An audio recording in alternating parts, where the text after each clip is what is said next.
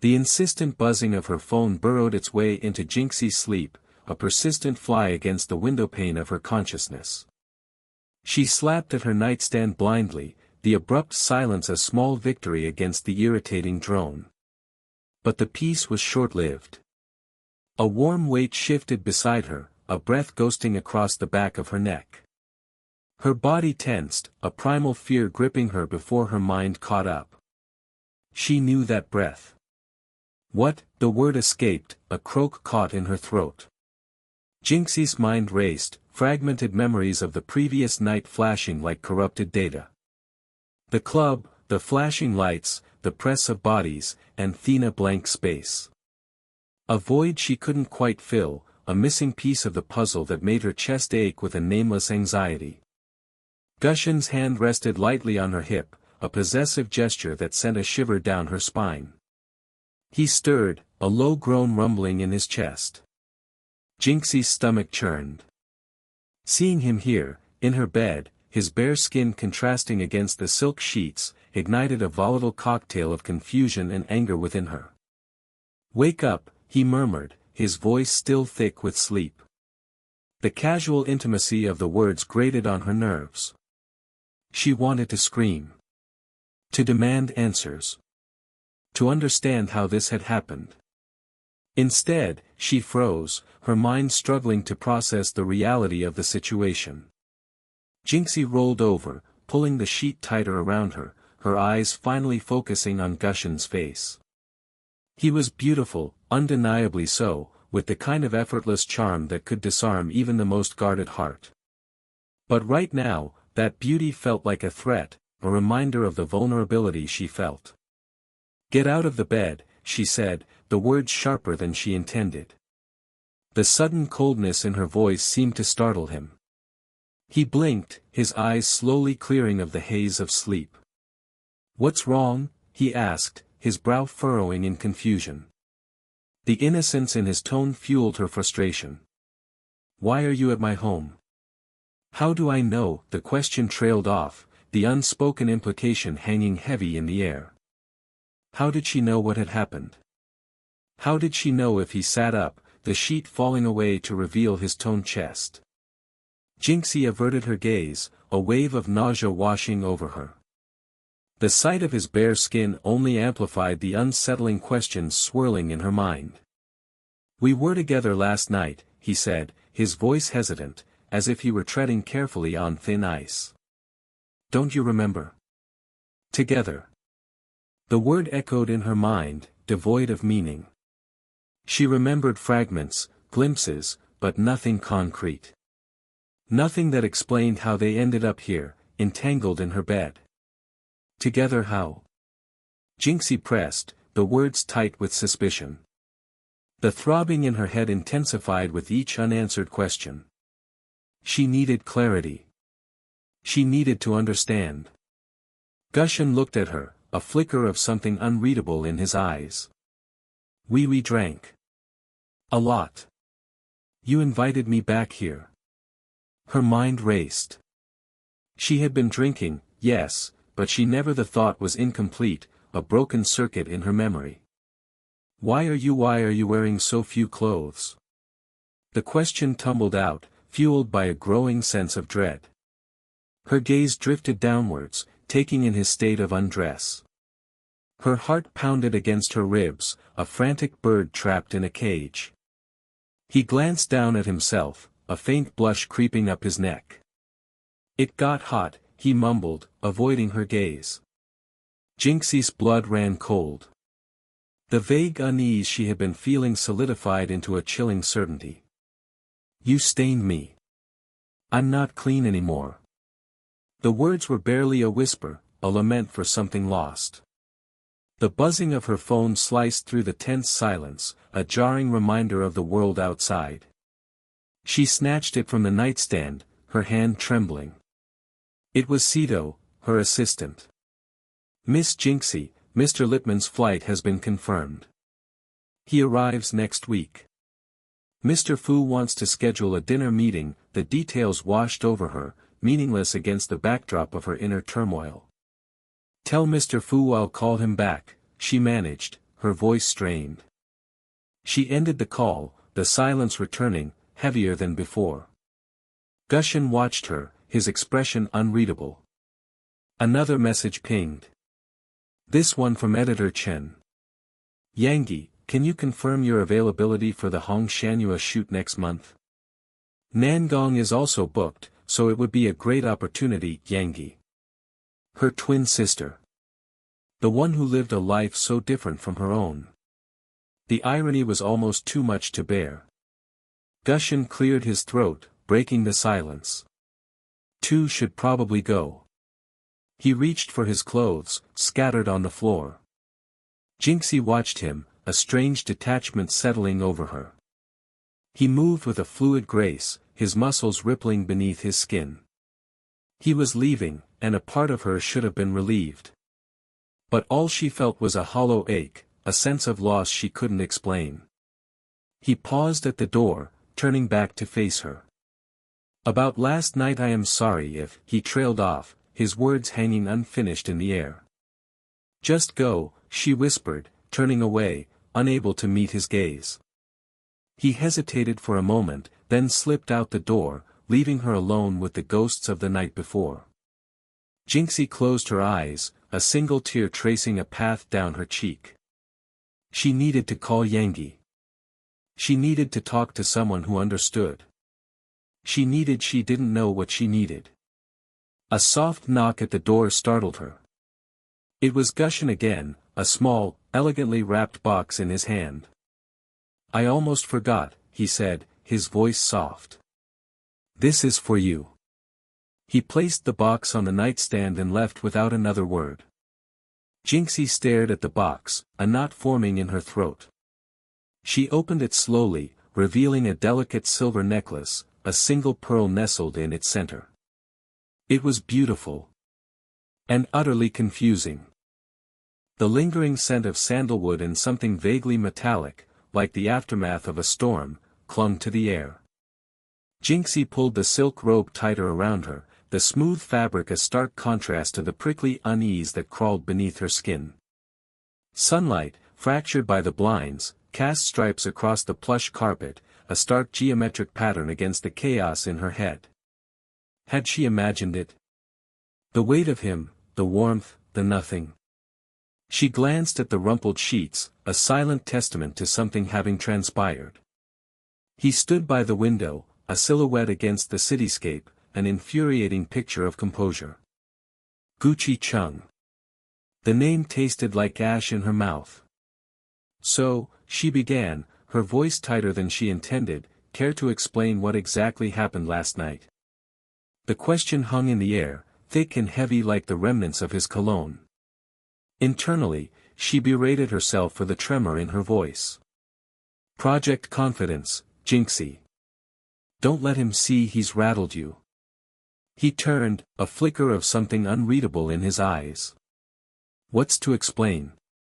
We slept. His tone was casual, almost dismissive. As if sharing a bed with a near stranger was the most mundane of occurrences. Jinxie's blood simmered. Slept. Is that what he calls it? Her mind replayed fragmented images, a blur of shadows and whispered words, a sense of overwhelming closeness that now felt more like a violation. Slept, she echoed, the word laced with disbelief. You think that's all that happened? The anger, carefully banked, threatened to spill over. He's playing dumb. He has to be. A wave of nausea washed over her. The uncertainty was worse than the confirmation. He raised an eyebrow, a hint of amusement playing on his lips. What else would have happened? The question, so innocently delivered, felt like a calculated jab. Jinxie's fists clenched. He was toying with her. Don't play coy, Gucci Chung, she hissed, the carefully constructed facade of composure crumbling. You know damn well what I'm talking about. Her heart pounded against her ribs, a frantic drumbeat against the silence. He sighed, a sound that grated on her nerves. Look, Jinxie, we both had a bit too much to drink. Things got blurry. But nothing happened. We just slept. Blurry? Jinxie scoffed. Blurry for you, maybe. I distinctly remember, she trailed off, the words catching in her throat. How could she articulate the feeling of being used? Without the concrete evidence, her accusations sounded hollow, even to her own ears. The thought sent a chill down her spine. What if she was wrong? You remember what? He prompted, his voice softer now, a hint of concern creeping in. The shift in his demeanor only fueled her confusion. Was he genuinely concerned, or was this another tactic? Jinxie hesitated. The memory, fragmented and hazy, offered no concrete answers. Only a lingering sense of disquiet, a deep-seated feeling of wrongness. I've kept my virginity for more than 20 years, she blurted out, the words raw and vulnerable. The admission hung in the air, heavy with unspoken implications. A muscle twitched in his jaw. The amusement had vanished, replaced by something akin to shock. You're... He seemed genuinely surprised, and for a fleeting moment, Jinxie felt a flicker of hope. Maybe he really didn't know. Maybe it was all a misunderstanding. Yes, she affirmed, her voice trembling slightly. So tell me, Gucci-chung, how exactly did I lose it while just sleeping? The silence stretched, thick with tension. The distant hum of the city traffic filtered through the closed windows, a muted soundtrack to the escalating conflict. He ran a hand through his hair, a gesture of frustration. Jinxie, I swear, nothing happened. I wouldn't what? She challenged, her eyes blazing. Wouldn't take advantage of a drunk woman? Is that what you're trying to say? He flinched, as if struck. I'm not that kind of person. His voice was low, laced with a defensiveness that felt genuine. Jinxie's anger wavered. A sliver of doubt crept into her mind. Could she have misinterpreted things? The alcohol, the late hour, the unfamiliar intimacy, it was all a blur. The conversation shifted, almost imperceptibly, to their professional lives, the undercurrent of tension still simmering beneath the surface. The rivalry between their brands, the upcoming launch, Mr. Lippmann's impending arrival in China, the words danced around the edges of the unspoken truth that hung between them. Cito's message about Mr. Lippmann's revised itinerary interrupted the strained conversation, a brief respite from the suffocating tension. Mr. Fu's concerned call followed shortly after, adding another layer of complexity to the already tangled situation. He presented her with a gift, a delicate piece of jewelry that shimmered in the fractured sunlight. The gesture felt loaded, an attempt to appease, to smooth over the rough edges of their encounter. Jinxie accepted it, her fingers brushing against his, a spark of something electric passing between them. The touch ignited a flicker of memory, a fleeting image of his hand in her hair, his lips close to her ear. Okay, she said, her voice surprisingly calm, the bet is over from now on. I'll beat you up every time I see you. The words, delivered with a forced lightness, belied the turmoil churning within her.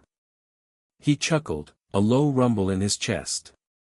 I look forward to it. His eyes, however, held a warmth that contradicted the playful challenge. A phone call shattered the fragile truce. Yangi. Her sister. Or rather, his sister. The revelation hung in the air, heavy and suffocating. Jinxie stared at him, her mind reeling. Yangi Su Yangi. The pieces clicked into place, forming a picture that was both shocking and strangely inevitable. The carefully constructed walls she had built around herself crumbled, leaving her exposed and vulnerable. He knew. He had known all along. And yet he had still. The questions swirled in her mind, a chaotic storm of confusion and hurt. Why hadn't he told her? What was he playing at? And what, in the tangled mess of their professional rivalry and this newly revealed familial connection, did last night truly mean? The uncertainty, the lingering questions, gnawed at her, a hollow ache in the pit of her stomach. She looked at him, a stranger once again, and the world tilted on its axis. The lingering scent of lilies, a stark contrast to the stale taste of last night's anxieties, permeated Jinxie's apartment. Sunlight, a hazy filter through the sheer curtains, illuminated the dust motes dancing in the air, each a tiny, swirling reminder of the unsettled feeling in her stomach. She paced, the plush carpet absorbing the sound of her bare feet, each step a soft echo of her inner turmoil. Had she been too harsh? Too quick to judge? The fragmented memories of the previous night, hazy and dreamlike, offered no clear answers. He had been gentle, she recalled, but the ambiguity of it all, the lack of explicit conversation, left a bitter residue of uncertainty. Her reflection in the mirrored wardrobe caught her eye, a fleeting glimpse of her own disheveled state. Her hair, usually meticulously styled, was a tangled mess, a visual representation of her inner chaos. She reached up, fingers instinctively smoothing the strands, the repetitive motion a futile attempt to regain control. The insistent buzz of the intercom broke through her reverie. She hesitated, her hand hovering over the receiver. Could it be him? A wave of apprehension washed over her, quickly followed by a surge of defiance. No.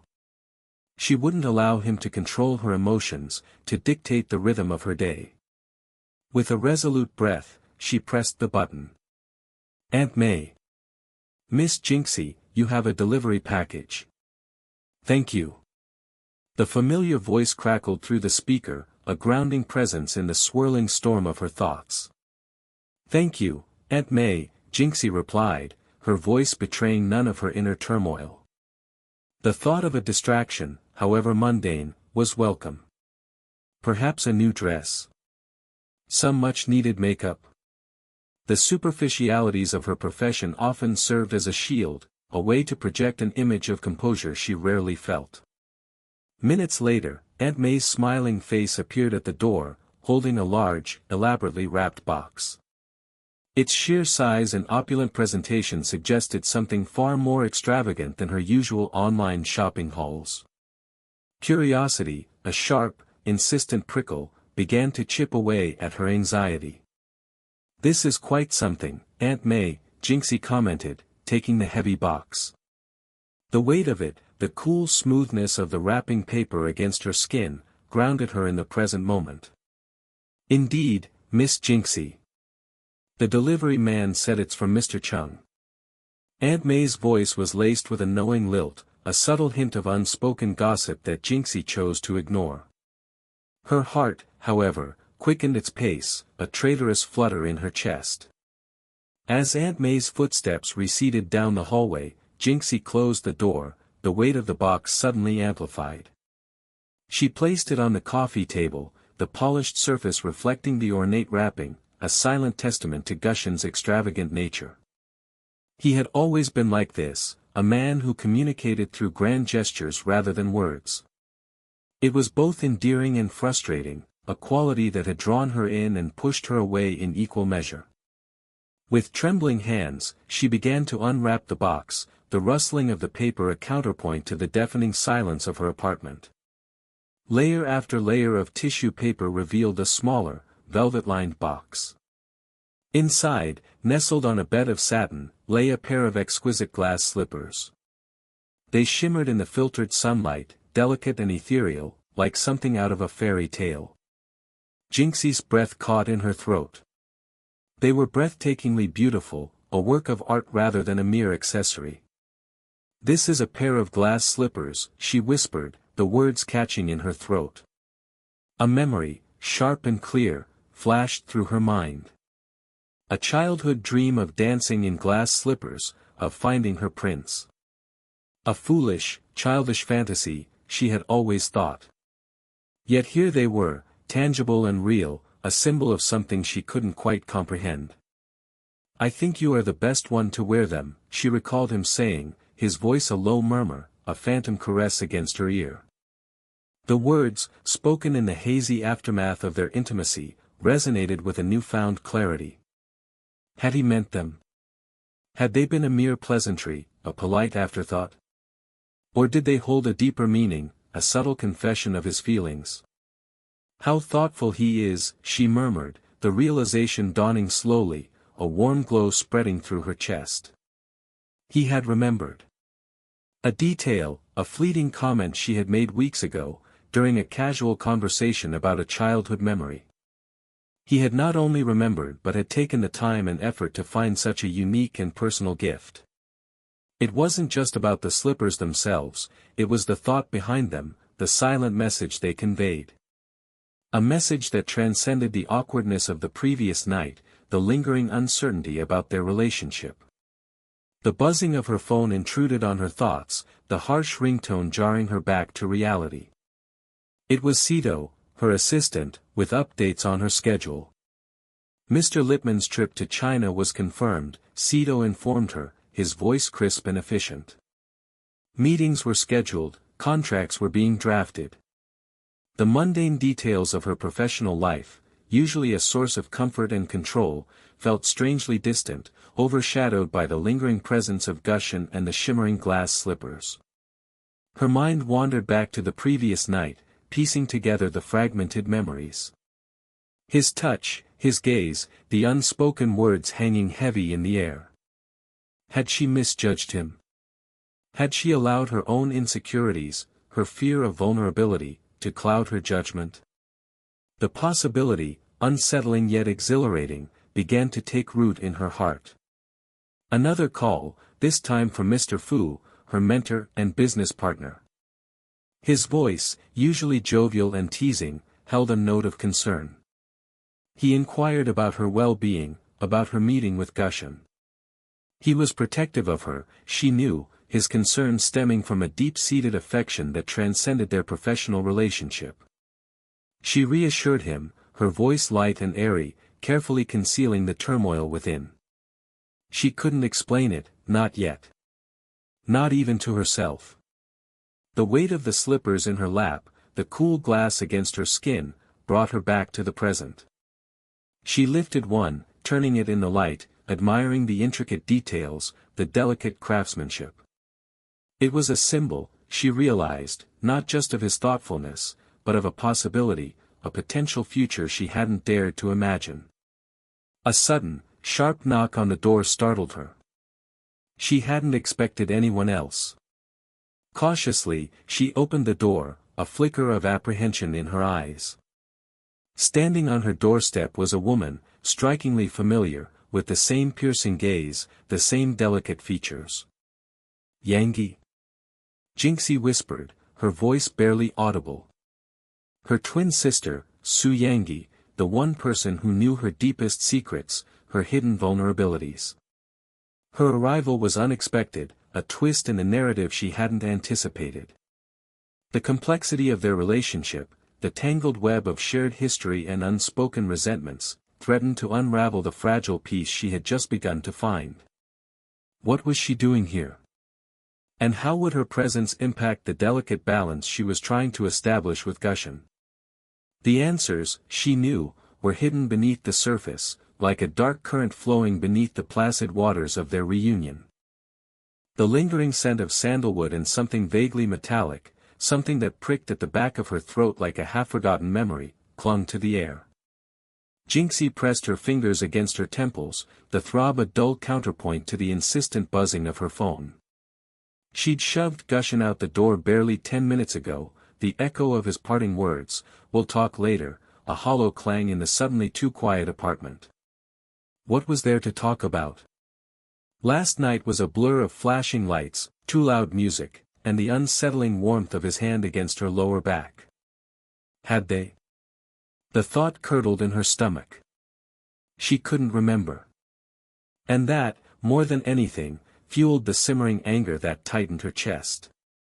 The buzzing persisted. "Cito," the screen flashed. She hesitated, then swiped to answer. "Yes." Her voice was sharper than she intended. "Miss Jinxie, I have a message for Mr. Chung. He's not answering his phone." Cito's voice, ever so slightly breathless, grated on her nerves. What message? She already knew she wasn't going to like this. Mr. Littman's flight has been confirmed. He arrives in Beijing next Tuesday.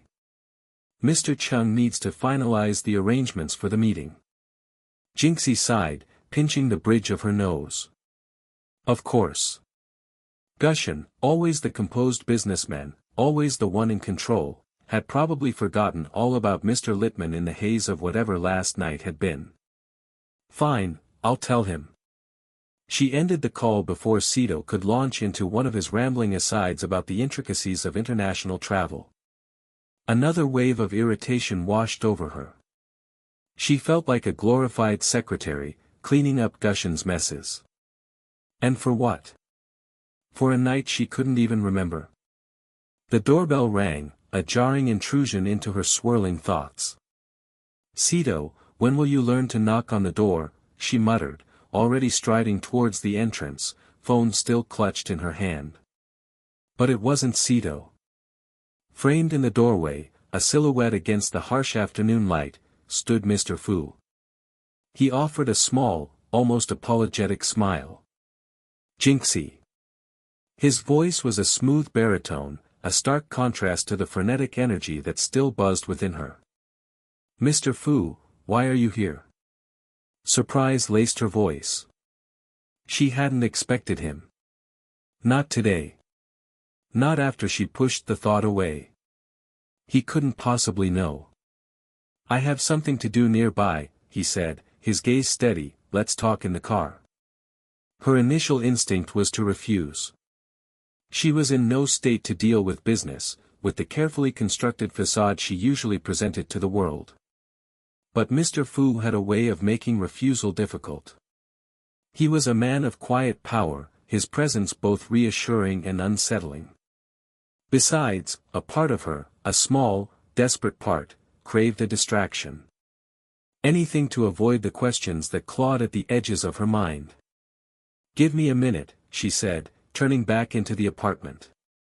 The remnants of last night's encounter littered the living room. A discarded jacket, a half-empty glass of wine. Evidence. She gathered them quickly, shoving them into a closet, the movement almost frantic. She caught a glimpse of herself in the hallway mirror. Her hair was a mess, her eyes wide and shadowed. She looked vulnerable. A flicker of fear, cold and sharp, pierced through the haze of confusion. She couldn't let anyone see her like this. Not Mr. Fu. Not anyone. Downstairs, Mr. Fu's car, a sleek black sedan, gleamed under the streetlights. He held the door open for her, a gesture that was both polite and somehow intimate.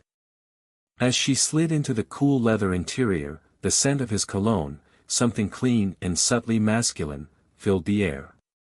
It was a familiar scent, one that usually brought a sense of comfort, of stability. But today, it felt different. Charged. You seem troubled, Jinxie, he said, his voice low, as he pulled away from the curb. It's nothing, she replied, her voice tight. She looked out the window, the city lights blurring into streaks of color. She couldn't meet his eyes. Don't lie to me, Jinxie. There was a gentle warning in his tone. She closed her eyes, a sigh escaping her lips. It's complicated. He didn't press her. He simply drove, the silence in the car thick with unspoken words. She knew he was waiting. He always waited. He had a patience that unnerved her, a way of seeing through her carefully constructed defenses. He was like a mirror, reflecting back the parts of herself she tried so desperately to hide. Finally, she broke the silence. Gushen was here last night. The words tumbled out, raw and unfiltered. I see. His voice was neutral, giving nothing away. I don't remember everything. The confession hung in the air, heavy with shame. He glanced at her, his expression unreadable. Does it matter? The question caught her off guard. Did it matter? Of course it mattered. It mattered because she prided herself on control, on being the master of her own narrative. And last night, she'd lost control. She'd lost herself. "It matters to me," she whispered, her voice barely audible. "Why?" She didn't have an answer. Not one she could articulate, anyway. It was a tangle of emotions, of fear and anger and something else. Something she couldn't quite name. "He's leaving for Beijing tomorrow," she said, changing the subject. "Mr. Lippman arrives next week." "I know." Cito called. Gushin wasn't answering his phone. "I see." The conversation felt stilted, unnatural. The easy camaraderie they usually shared was gone, replaced by a strange tension. She wondered if he knew. If he somehow sensed the shift in her, the vulnerability she was so desperately trying to conceal. The car slowed to a stop. They were parked in front of a high-rise building, its glass facade reflecting the city lights like 1,000 glittering eyes. "This isn't the way to my apartment," she said, confusion lacing her voice. He turned to face her, his gaze finally meeting hers. "It's not your apartment I'm taking you to, Jinxie." There was something in his voice, a hint of what? Concern? Possessiveness? Before she could question him further, a figure emerged from the building, their form obscured by the shadows.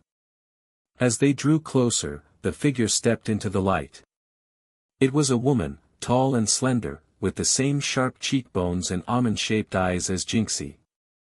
But her expression it was different. Colder. Harder. "Yangi," Jinxie breathed, the name escaping her lips like a gasp. "Su Yangi," the woman corrected, her voice a chilling echo of Jinxie's own. "It's time we talked." The sharp clack of her heels against the polished marble floor of Fu's office echoed the unsettled rhythm in Jinxie's chest. The lingering haze of the previous night, the unanswered questions swirling around Gushin, it all clung to her like a second skin. Fu's voice, usually a comforting baritone, now seemed to grate on her nerves. "Mr. Lippman will be arriving next week, Jinxie. Everything must be impeccable." He leaned back in his leather chair, the afternoon sun catching the silver streaks in his dark hair. Impeccable. Jinxie echoed the word internally, a bitter taste rising in her throat. Impeccable was her brand, her shield. But beneath the carefully constructed facade, the cracks were starting to show. She nodded, a tight smile plastered on her face. "Of course, Mr. Fu. I'll ensure everything is ready." Ready for what, exactly? She wondered. Ready for another charade?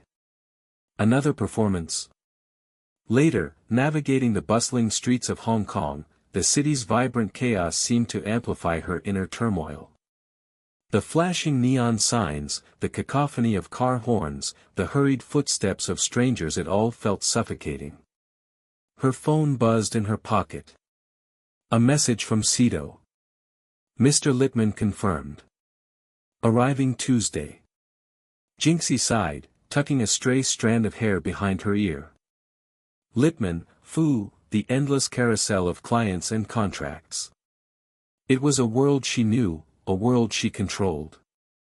But Gushin was a variable she hadn't accounted for. Back in the sterile confines of her apartment, the silence felt heavy, pregnant with unspoken words. The remnants of last night, a discarded jacket, a half-empty glass of wine mocked her from the coffee table. Had it all been a mistake? A momentary lapse in judgment fueled by too much champagne? The thought pricked at her pride.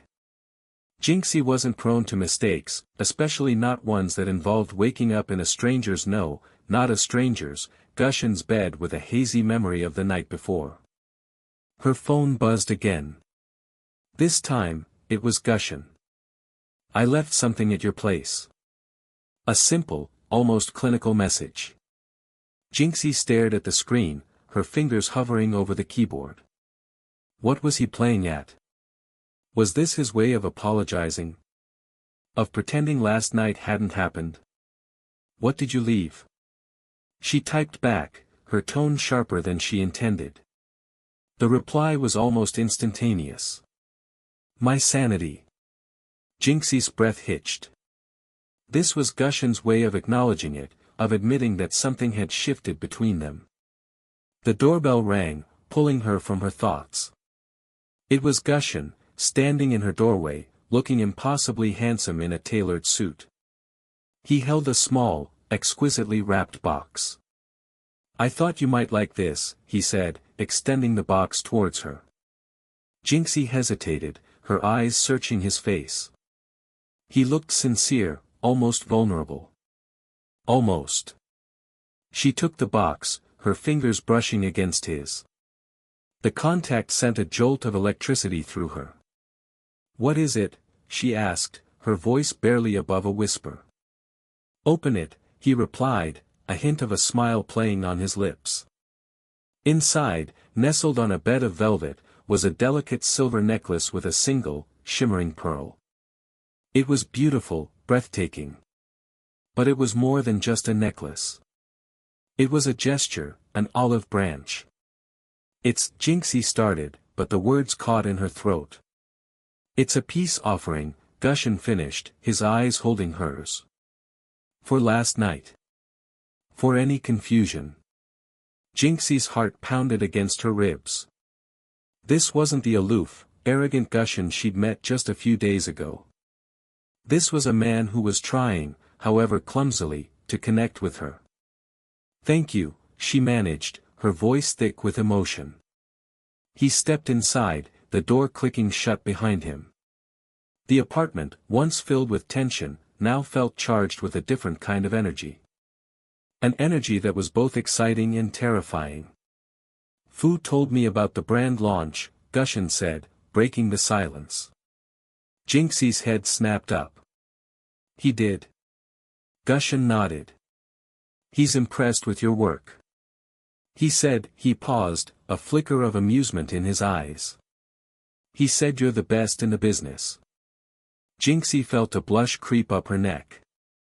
Fu's praise, while appreciated, felt different coming from Gushen. Then I'll leave the model costume division to you. You must highlight the prominent features and advantages of our brand, he continued, his voice taking on a professional tone. Yes, Mr. Gu. I won't let you down, Jinxie responded, falling back into her professional persona. But beneath the surface, a different conversation was taking place. A conversation about unspoken desires, about blurred lines, and about the dangerous pull they felt towards each other. Later, as Gushen prepared to leave, he turned back to her, his expression unreadable. I have an interview tomorrow, he said, his voice low. With Editor Chen? Jinxie asked, recalling his earlier mention of the influential fashion editor. He nodded. It's important.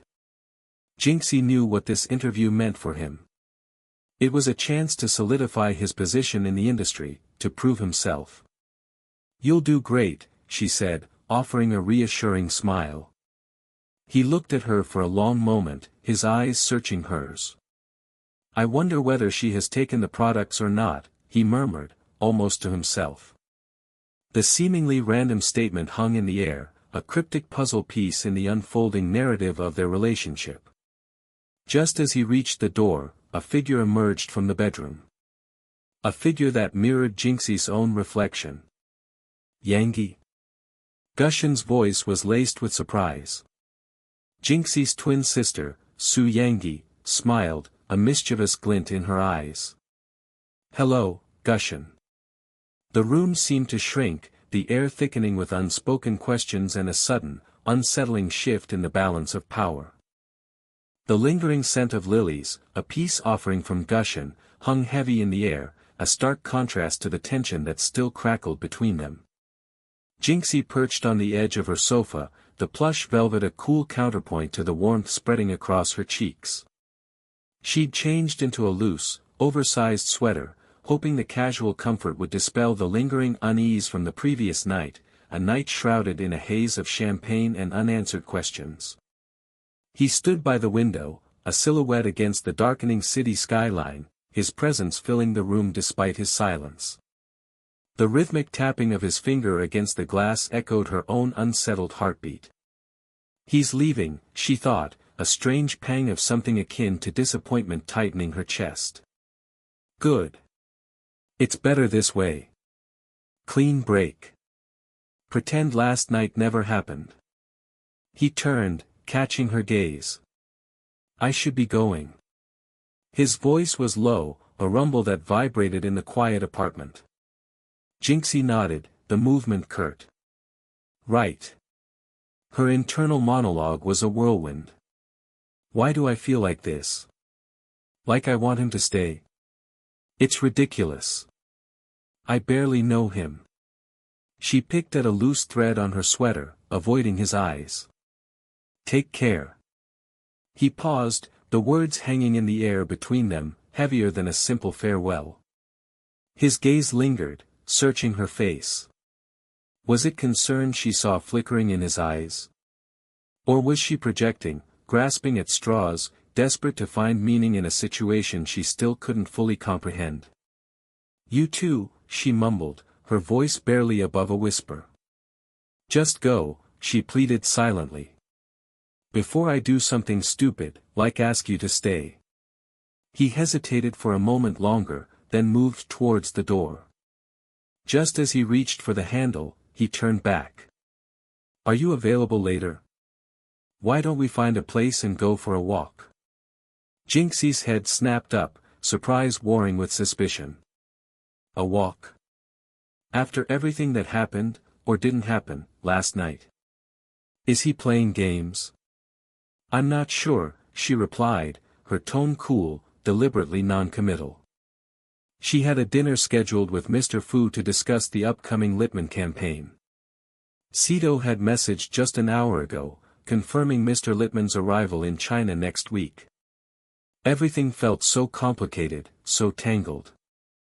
Gushen's expression shifted, a flicker of something unreadable crossing his features.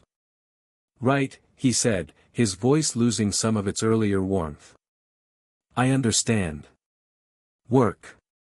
He seemed about to leave again when he stopped, a hesitant look on his face. Jinxie, he began, his tone softer now, almost vulnerable. Actually, my birthday is in 2 days. Would you like to come to my birthday party? The question hung in the air, a delicate invitation suspended between them. Jinxie stared at him, her mind racing. A birthday party. It sounded normal. Domestic, even. A stark contrast to the clandestine meeting in the bar the previous night. It was a deliberate attempt to redefine their interaction, to move beyond the awkwardness and uncertainty. I don't know, she stammered, the words catching in her throat. Her initial instinct was to refuse. To erect a wall between them, to protect herself from the confusing emotions he stirred within her. But another part of her, a small, insistent voice, whispered that maybe, just maybe, this could be a chance to understand him better, to unravel the enigma that was Gucci Chung. He gave a small, almost imperceptible nod. Think about it, he said softly, then finally turned and left, closing the door quietly behind him. Jinxie stood frozen for a long moment, listening to the fading echo of his footsteps in the hallway. The scent of lilies seemed to intensify, filling the void he'd left behind. His birthday, she thought, the words swirling in her mind. She glanced at the overflowing invitations on her coffee table, reminders of the social whirl she navigated with carefully crafted smiles and practiced indifference. Aunt May's insistent calls about a matchmaking dinner, Editor Chen's request for a last-minute photo shoot, Hong Shanua's invitation to a gallery opening. All of them blurred into a meaningless backdrop against the unexpected invitation from Gushen. She sank back onto the sofa, the plush velvet offering little comfort. She thought about Yangi, her twin sister, safely tucked away in their childhood home, miles away from the glittering facade of Jinxie's life. Yangi, with her quiet dreams and simple pleasures, a stark contrast to Jinxie's carefully constructed persona. What would Yangi do? She wondered, a wry smile touching her lips. Yangi would probably bake a cake, a simple gesture of warmth and affection. Jinxie, on the other hand, was entangled in a web of social obligations and professional expectations, a world where genuine connection felt like a luxury she couldn't afford. A sudden, sharp knock at the door startled her. Nangong. He was supposed to drop off some documents for her upcoming contract with Mr. Fu. She hesitated, her mind still replaying Gushin's parting words. Jinxie, actually, my birthday is in 2 days, the invitation echoed in the silence of her apartment, a subtle challenge to the carefully constructed walls she'd built around her heart. She took a deep breath, pushing aside the lingering uncertainty. 2 days, she thought, the words a question mark hanging in the air.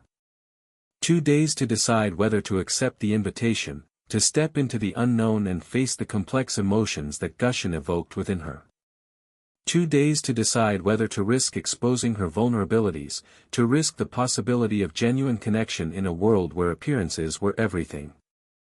The lingering scent of sandalwood and something subtly masculine, something distinctly him, clung to the air, a phantom limb of the previous night. Jinxie traced the rim of her coffee cup, the porcelain cool against her fingertips, a stark contrast to the simmering unease in her stomach. Had it been a dream? The hazy memory of intertwined limbs, the warmth of his breath against her skin, she pushed the thought away, the uncertainty a bitter taste on her tongue. What had he meant by that cryptic smile, that look in his eyes before he left? He hadn't even stayed for breakfast, just slipped away like a phantom, leaving behind only that lingering scent and a deeper confusion. A soft knock echoed through the apartment, pulling her from the swirling eddy of her thoughts. It couldn't be him, could it? He wouldn't dare. She crossed the room, her steps hesitant, and peered through the peephole. It was Cito, his usual impassive expression firmly in place. Relief, sharp and immediate, coursed through her. A message from Mr. Lippman, Miss Jinxie, Cito said, his voice a monotone. He arrives tomorrow. Mr. Fu asks that you be ready for the meeting. Jinxie accepted the message, a small, elegantly sealed envelope. Lippman. The name conjured images of stuffy boardrooms and endless negotiations. She sighed. This was her life, a precarious balancing act between the glittering facade of a model and the relentless grind of business. Thank you, Cito, she murmured, closing the door. Her gaze drifted back to the coffee table, where a single, exquisite orchid sat in a delicate porcelain vase. Another gift. Another unspoken message. He was relentless. She sank onto the sofa, the soft velvet a comforting embrace against the chill that seemed to have settled deep in her bones. The orchid was a stark splash of color against the muted tones of her apartment. Just like him. Brash, bold, impossible to ignore. Her phone buzzed. A message from Mr. Fu. Dinner tonight, Jinxie. We need to finalize the Lippman deal. She typed a quick reply, her fingers flying across the keyboard.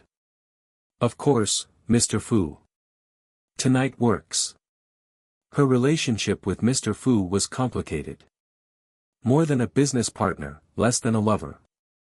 A constant, steady presence in her life, a source of both comfort and constraint. Another knock. This time, a hesitant rapping, different from Cito's formal tap.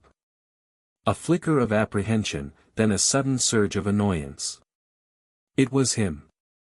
She knew it. Throwing the door open, she glared at Gushin, her words sharp, edged with ice. What do you want? He stood there, a faint smile playing on his lips, a large, flat box held casually in one hand. He looked infuriatingly composed, as if their encounter the previous night hadn't been a tangled mess of unspoken words and unresolved emotions. Good morning, Jinxie, he said, his voice smooth, a caress against the raw edges of her frustration. I brought you something. I don't want anything from you, she retorted, her voice tight. But even as she spoke, her gaze was drawn to the box in his hand. It was wrapped in plain brown paper, tied with a simple string. An odd contrast to the extravagant orchid. He stepped past her, uninvited, and placed the box on the coffee table, next to the orchid. "Open it," he said, his eyes holding hers. Jinxie hesitated, a war raging within her. Curiosity battled with pride, a strange pull towards him vying with the need to maintain her distance. She tore at the string, the paper ripping beneath her fingers.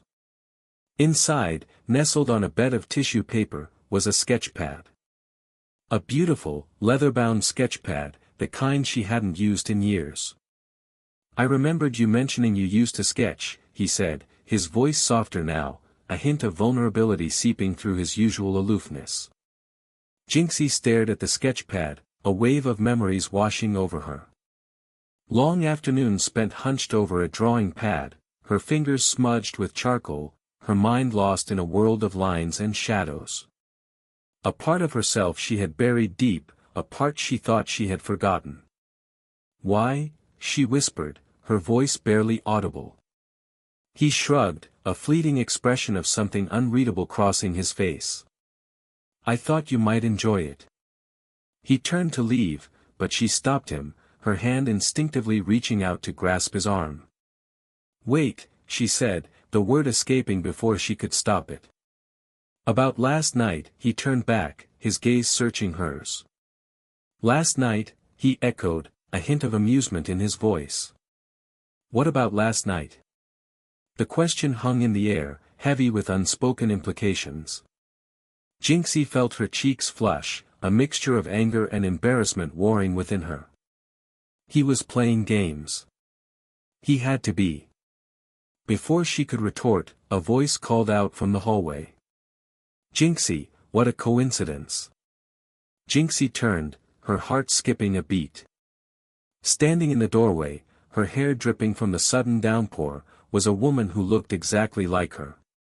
Gushen's eyes widened, a flicker of surprise crossing his face. "Take a look at your drawing, Yangi." "You were drenched just now," Jinxie managed, her voice trembling slightly. It couldn't be. But it was. Her twin sister, Su Yangi, the sister she hadn't seen in years. The sister who had disappeared. "Yangi, it's really you," Jinxie whispered, her mind reeling. "Why did you hurt Nangong?" The question hung in the air, unanswered, the sudden appearance of her sister casting a long, dark shadow over the already tangled web of emotions and unspoken words that bound her to Gushen. Jinxie looked from her sister to Gushen, her mind a whirlwind of questions. What was Yangi doing here? What did she know? And what did any of this have to do with the strange, unsettling connection she felt with this enigmatic man?